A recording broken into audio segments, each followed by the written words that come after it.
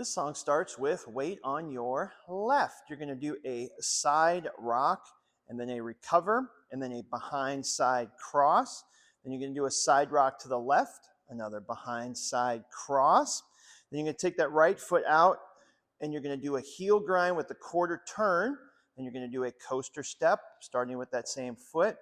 You're going to come forward with the left. You're going to do a rock, recover, and then a shuffle back on the left.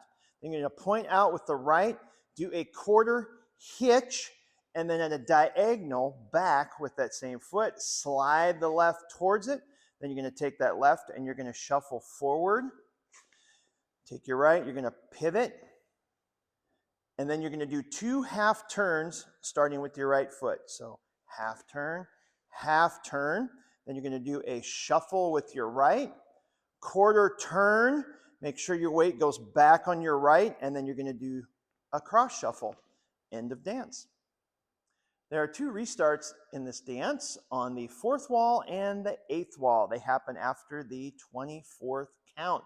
So we're going to count them in. Here we go. 1, 2, 3, and 4, 5, 6, 7, and 8. 1, 2, 3, and 4, 5, 6, 7, and 8.